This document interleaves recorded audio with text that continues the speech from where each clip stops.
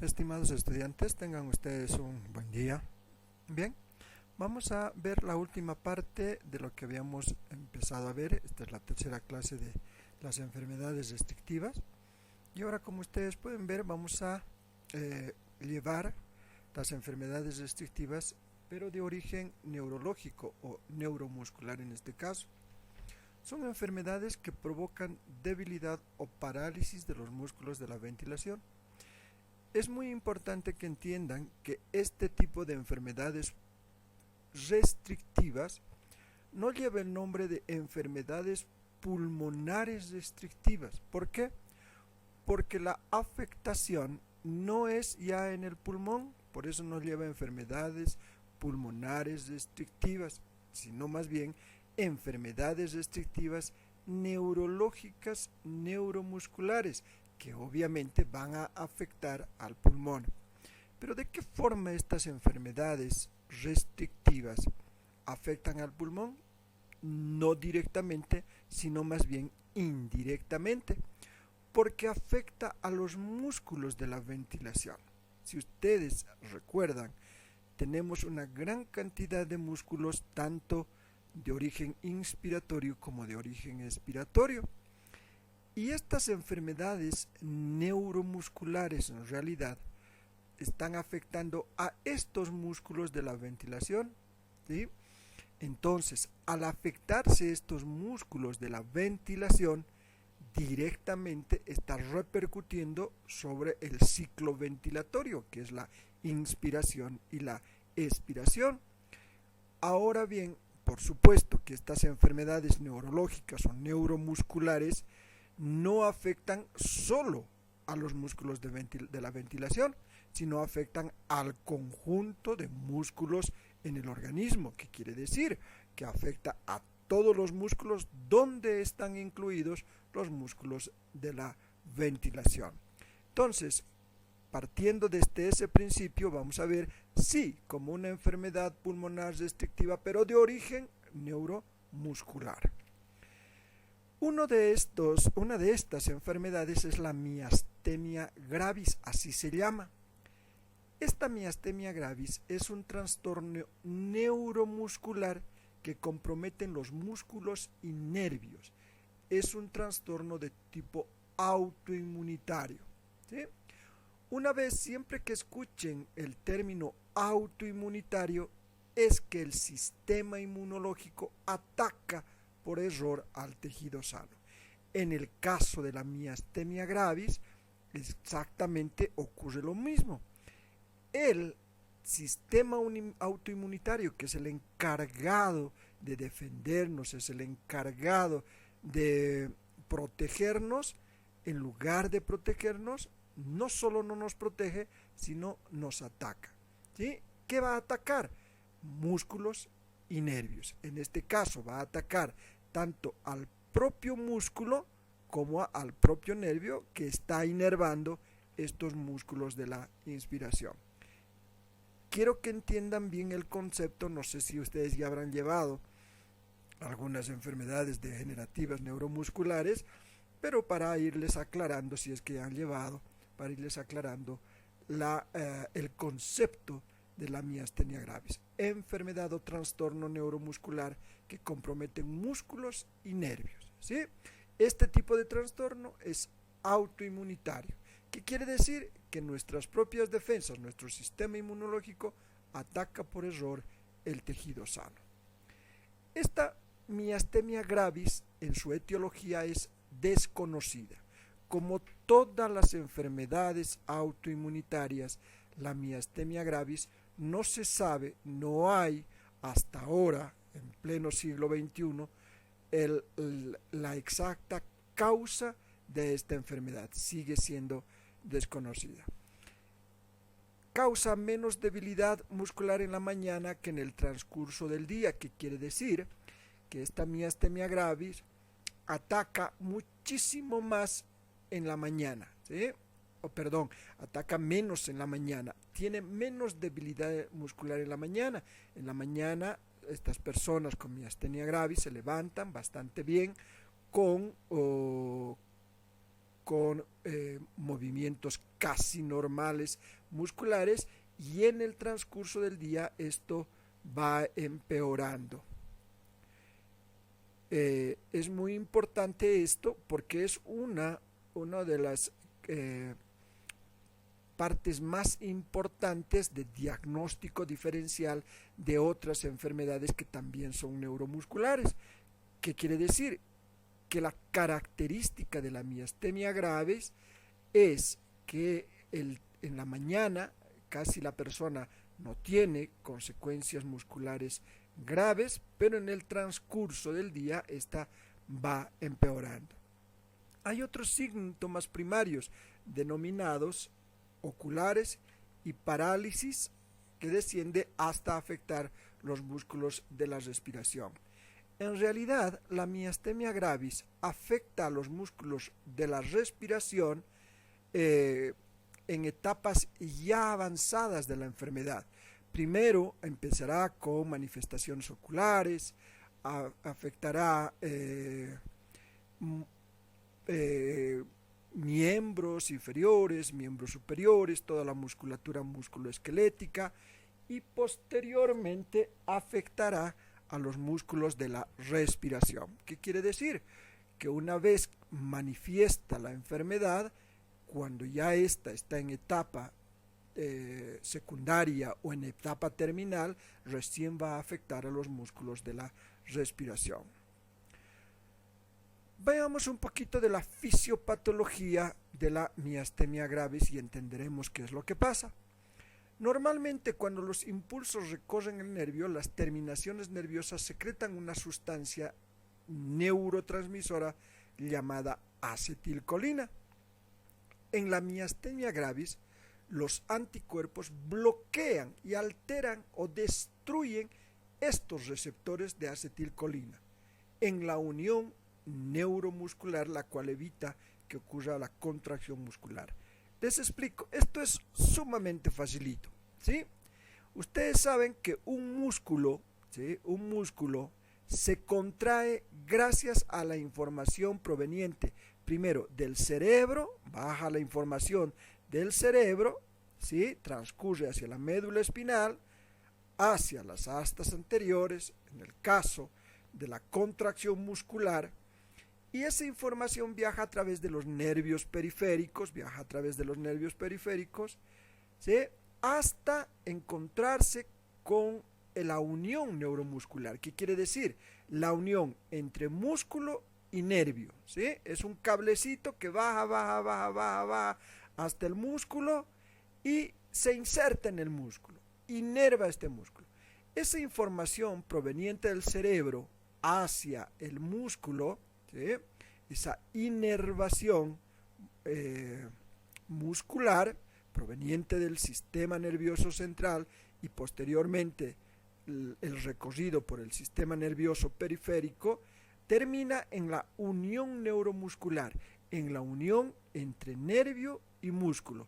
Ahí juega un papel muy importante la acetilcolina. ¿Qué es la acetilcolina? Un neurotransmisor. ¿Qué quiere decir un neurotransmisor? Hagan de cuenta como si fuera el receptor, como si algo llegara, ese impulso nervioso que viene desde el cerebro por todo el sistema nervioso periférico hasta llegar a la unión neuromuscular. Toda esa información nerviosa es recepcionada por el músculo, ¿sí? Hagan de cuenta como una señal. Les voy a poner un ejemplo. Hagan de cuenta una señal eléctrica que viaja por el cable hasta el interruptor, y el clic del interruptor es el que hace prender el foco.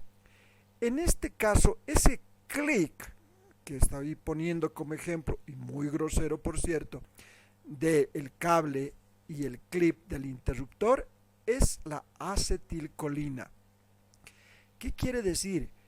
Que este neurotransmisor, ¿sí? Esta acetilcolina está justo en la unión neuromuscular. Una vez más, ese neurotransmisor, ¿sí?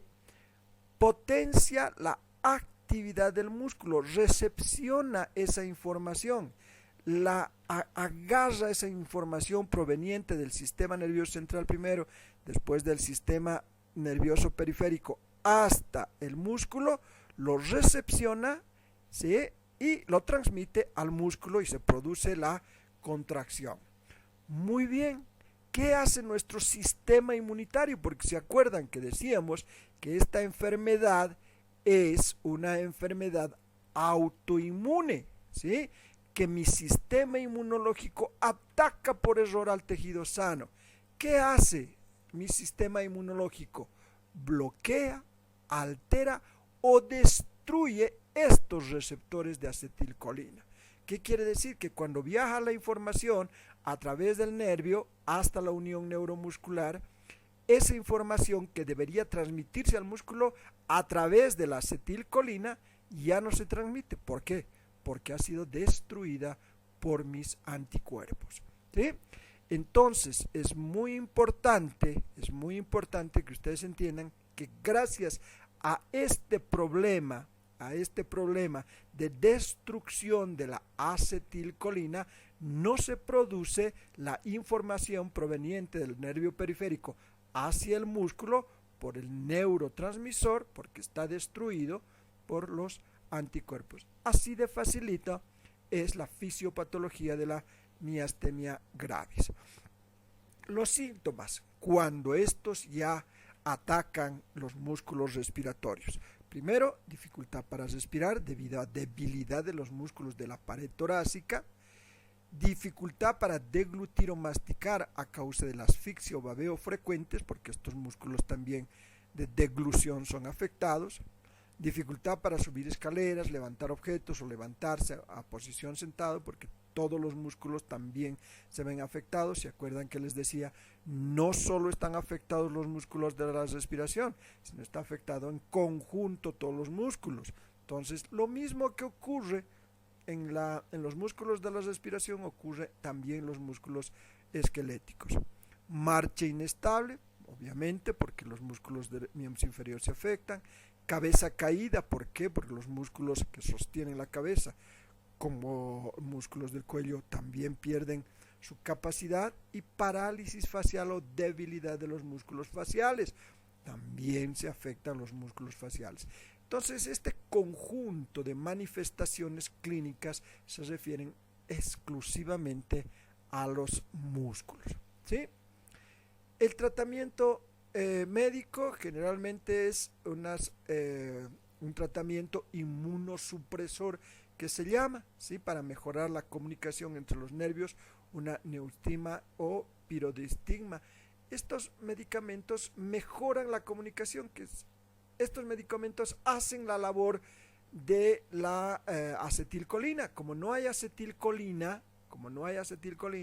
les dan estos medicamentos suplementarios para producir un efecto de transmisión, lo que no está haciendo la acetilcolina, ¿sí? Y la prednisona u otros medicamentos también para inhibir la respuesta inmunitaria. ¿Qué quiere decir? Por eso se llama tratamiento autoinmunitario o tratamiento de destrucción de estas defensas. Es muy importante. ¿Por qué? Porque ya se acuerdan ustedes, les decía que nuestro propio sistema defensivo, nuestro sistema autoinmunitario es el que nos ataca. Bueno, esta medicación, especialmente la prednisona, es el encargado de ir a destruir ese sistema inmunitario. Por supuesto, con grandes efectos colaterales, porque obviamente no va y destruye solamente a los que nos están afectando, sino destruye a todo el sistema autoinmunitario. ¿Qué haciendo? Que este sistema ataque menos al organismo. No es que lo deja de atacar por este medicamento, no, sigue atacando, pero ataca menos. Hay un tratamiento, obviamente, fisioterapéutico, que es a través de mantener la fuerza, especialmente para los músculos que ayudan a la respiración. Aquí entran dos tipos de terapia. Un tipo de terapia neurológica, neuromuscular o musculoesquelética, como quieran llamarlo, y otro tipo de tratamiento fisioterapéutica que es precisamente la terapia respiratoria, que ustedes ya lo van a ver posteriormente. Ejercicios de fortalecimiento, marcha, etcétera, etcétera. Este es el tratamiento que se le hace, ¿sí? En el caso ya de alteraciones neuromusculares, el paciente termina así, porque no puedes respirar, termina con una máquina respirando muchas veces por él, o directamente en las noches duerme con esta clase de equipos para que el paciente pueda respirar. Se llama ventilación mecánica no invasiva o el BiPAP, que es este equipo donde duerme con este equipo el paciente, porque obviamente su respiración se afecta, no puede respirar por sí solo y esto le ayuda a respirar al paciente.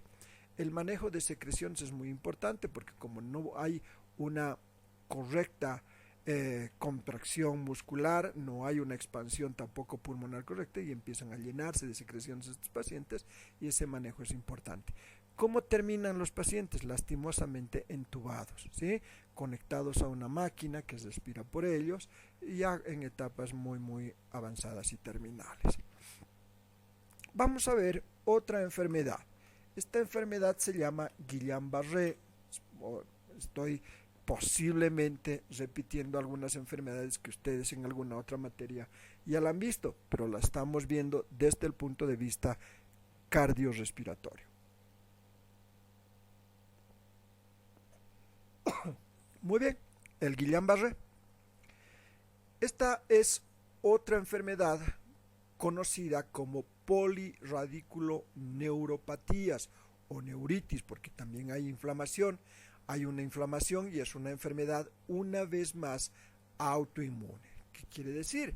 Desencadenada muchas veces por una infección viral o bacteriana y se caracteriza por una debilidad asimétrica, rápidamente progresiva, de comienzo distal y avance proximal, a veces llegando a afectar la musculatura vulvar respiratoria, y que cursa con pérdida de reflejos, osteotendinosis y con signos sensitivos leves o ausentes. Ahora les explico esto, que es muy facilito.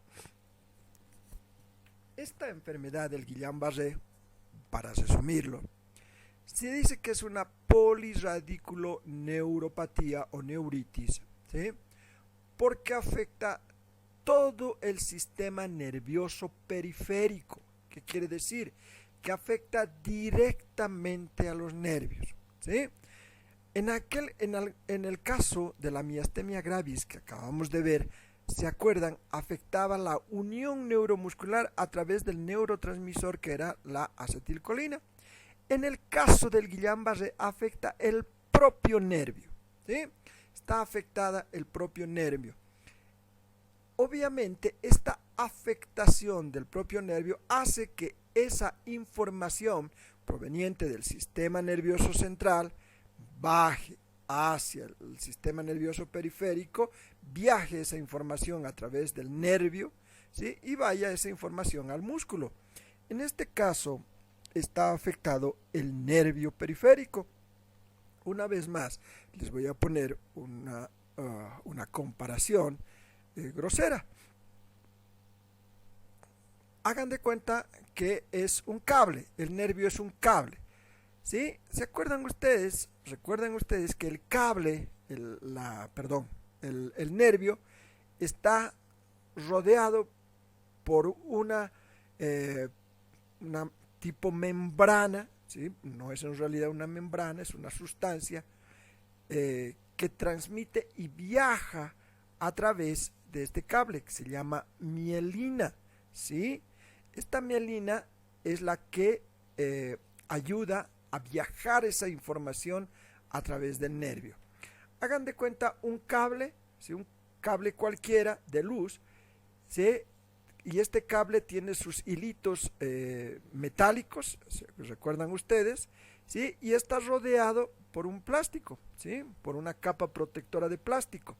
Hagan de cuenta que ese plástico es la mielina en el nervio. Y esa mielina, ese plástico está destruido, ¿sí? Hagan de cuenta que el nervio está completamente pelado. No tiene esa mielina, es una desmielinización de ese nervio, ¿sí? Ha perdido la mielina, ese nervio, y por lo tanto, como la información nerviosa viaja a través de ese nervio, no hay información nerviosa, no puede viajar esa información nerviosa hasta el músculo y el músculo se ve afectado, ¿sí? Acá hay un esquema, ¿sí? De un nervio, ¿sí? de un nervio que transmite la información. Este es el nervio, las ramificaciones nerviosas, es la neurona, el axón y las dendritas, cuerpo celular, núcleo celular y granulaciones. Esto que ustedes ven con amarillito, ¿sí? Esta es la mielina, ¿sí? Esta es la mielina. Y a través de esa mielina es que viaja la información, a través de esa mielina viaja la información. Gracias a esta mielina, la velocidad de información viaja por el nervio. Claro, en el caso de la enfermedad que estamos viendo, ¿sí? El Guillain-Barré destruye esta mielina, ¿sí? Muchas veces se presenta después de una infección menor, como una infección pulmonar, gastrointestinal, afectación bacteriana, puede ser afectación viral también. Puede presentarse a cualquier edad, pero es más común en personas de ambos sexos, entre 30 y 50 años. ¿Qué ocurre? Hay debilidad muscular y parálisis, destrucción de las vainas de mielina que rodean los axones de muchas células nerviosas. Estas vainas de mielina son completamente destruidas en el caso del Guillain-Barré. Los síntomas iniciales: debilidad muscular o pérdida de la función muscular, hormigueo, dolor en la pierna, hipotensión, dificultad respiratoria, dificultad para deglutir, babeo, desmayo o sentirse mareado al pararse. Todas estas manifestaciones iniciales es porque no hay información nerviosa que esté viajando a través de los nervios hacia ¿qué? Los músculos, ¿sí? Una vez más se ven afectados los músculos de la respiración y en realidad todos los músculos, porque no hay actividad muscular, por eso son las dificultades respiratorias, hormigueo, debilidad muscular.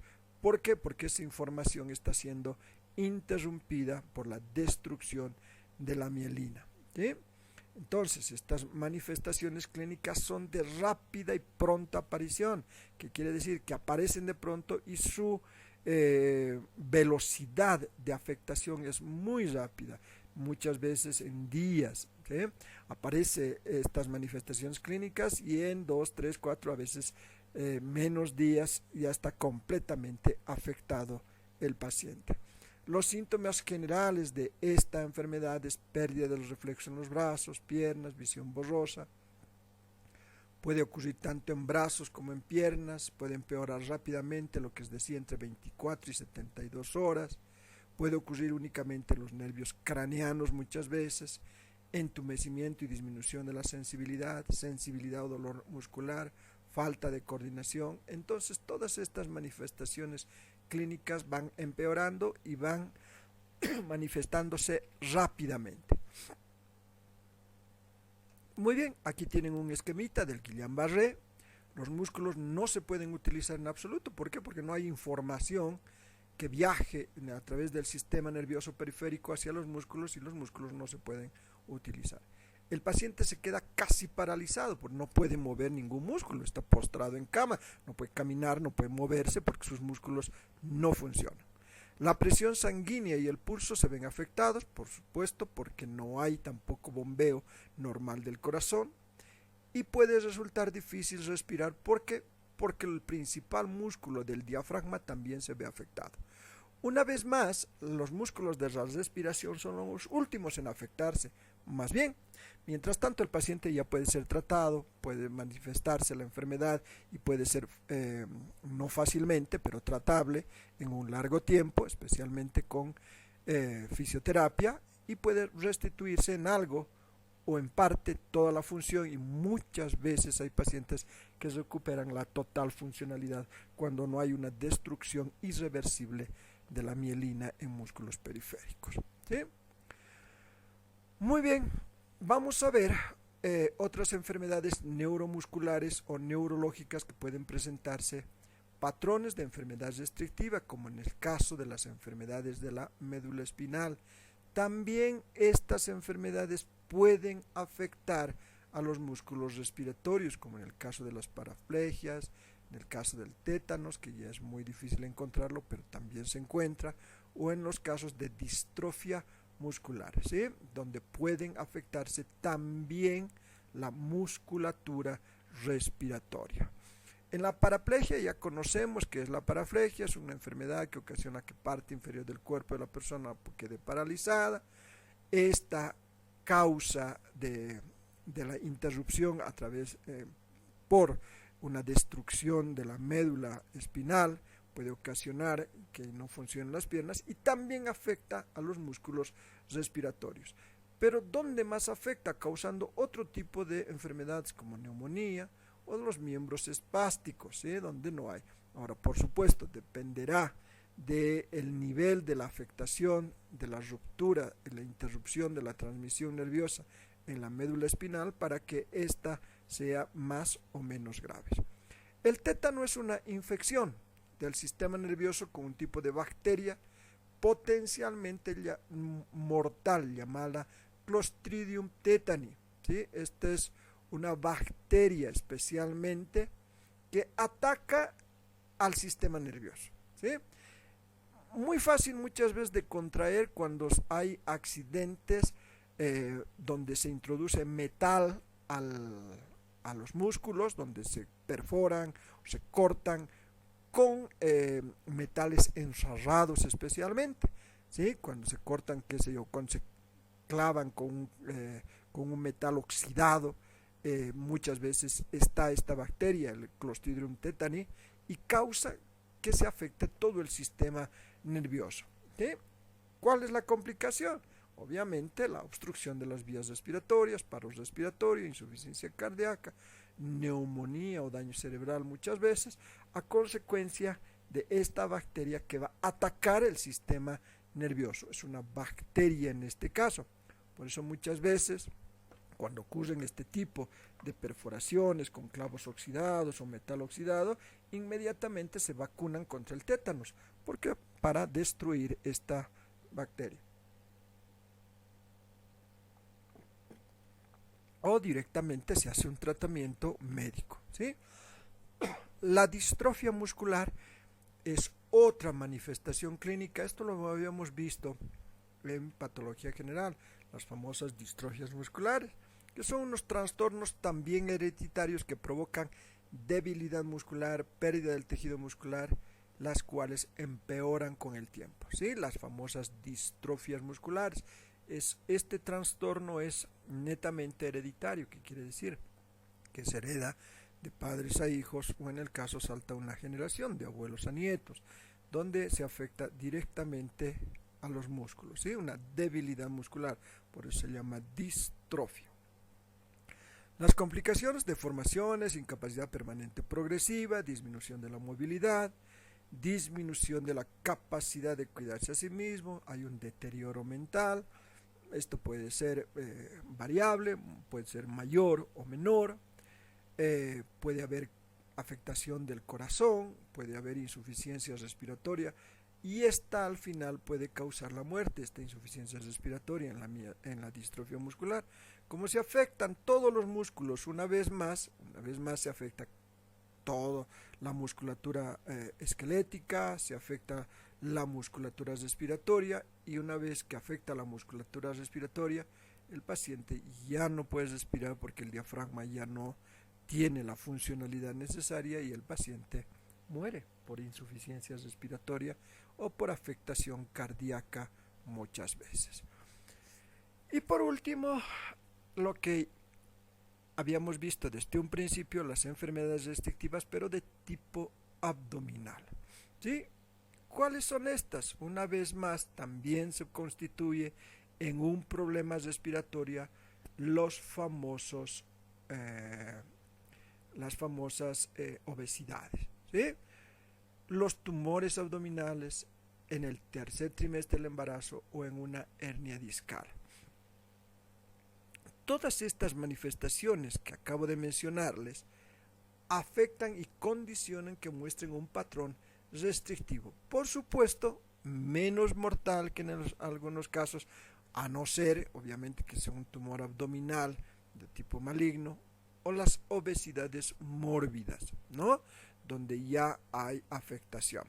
Pero, por ejemplo, el tercer trimestre del embarazo causa un tipo de insuficiencia respiratoria restrictiva por la gran cantidad de volumen abdominal, o las hernias discales, las famosas hernias de disco, también contribuyen a una respiración restrictiva, ¿sí? Todo aumento de tamaño del contenido abdominal da lugar a una restricción del movimiento y elevación del diafragma. Esa es la condicionante. ¿Qué quiere decir? Que gracias al aumento de volumen abdominal, el abdomen es demasiado prominente, interrumpe con la elevación del diafragma. Recuerden ustedes que para que cualquier músculo se contraiga, necesariamente primero que tiene que hacer, relajarse. Se relaja el músculo y se contrae. Si se relaja menos o se relaja y no de manera correcta, la contracción también va a ser de manera incorrecta. En este caso, la gran prominencia abdominal está causando que la elevación del diafragma no sea normal, que quiere decir que la relajación del diafragma, el ascenso del diafragma no sea normal.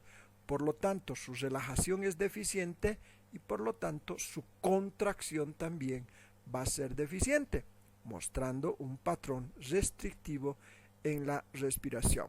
Vuelvo a repetirles, puede ser a veces muy importantes en el caso de obesidades mórbidas, en el caso de tumores muy grandes, en este caso muchas veces que pueden llevar a la muerte del paciente, o en el caso del tercer trimestre, que obviamente se soluciona una vez que el bebé nace, o muchas veces las hernias discales que pueden manifestarse con restricciones importantes respiratorias que al final de repente se solucionan con tratamiento fisioterapéutico o con tratamientos médicos de cirugías discales, ¿sí? Muy bien, los efectos de la obesidad. Por último, vamos a ver estos efectos de la obesidad. Es muy importante, ¿por qué? Porque constituyen un grave problema respiratorio.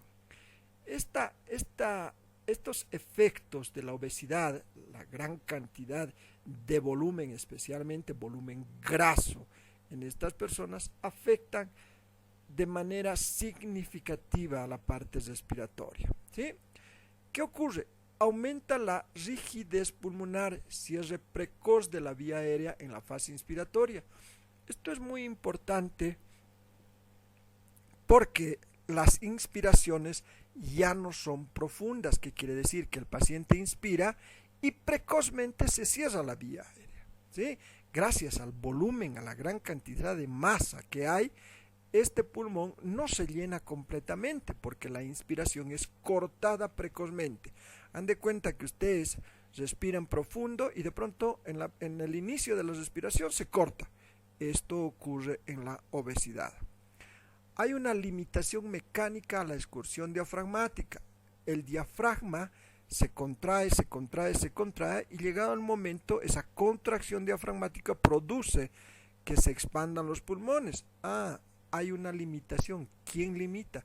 La gran cantidad de masa en estas personas, ¿sí? Aumenta el trabajo respiratorio y obviamente esa distensibilidad del diafragma y de toda la masa, especialmente abdominal, causa un desequilibrio en la relación ventilación-perfusión. ¿Qué ocurre? Como no hay gran cantidad de oxígeno que ingresa hacia los pulmones, se produce un desequilibrio, esos pulmones necesitan de oxígeno, ese oxígeno va a los alveolos y se produce el intercambio gaseoso. Como hay un corte prematuro de la inspiración, esa relación se va cortando. ¿Qué ocurre? Viene la hipoxemia, hipoxia y las bases pulmonares se agravan en el decúbito. Es muy importante. ¿Por qué? Porque si bien recibe oxígeno, ese oxígeno no es el suficiente causando hipoxia o hipoxemia. Y por último, las bases pulmonares, la parte distal de los pulmones, las partes bajas de los pulmones, cuando el paciente se echa, no reciben nada de oxígeno. ¿Por qué? Porque toda esa masa impide que el paciente pueda ventilar en estas bases pulmonares, ocasionando muchas veces otro tipo de enfermedades netamente pulmonares, como una neumonía, por ejemplo. Este desequilibrio de la relación ventilación-perfusión, ¿sí?, es secundario a limitaciones mecánicas y evolución de la actividad física también. ¿Qué quiere decir? Que como estos pacientes respiran menos, ventilan menos, no se oxigenan bien, por supuesto, ¿qué van a hacer? Menos actividad física, no pueden aguantar, no pueden ni caminar, caminan un poco, se cansan o caminan un poquito más, se cansan. ¿Por qué? Porque no hay oxigenación, ni en sus pulmones y menos a sus músculos que todavía funcionan. Obviamente, esa menos oxigenación hace que haya pérdida de la fuerza muscular y no solamente de los músculos esqueléticos, sino también pérdida de la fuerza muscular respiratoria. Como verán, es todo un círculo en el caso de la obesidad, a la cual lleva una vez a una enfermedad pulmonar restrictiva. En este caso, todo este conjunto involucrado el pulmón, pero también la fuerza muscular respiratoria.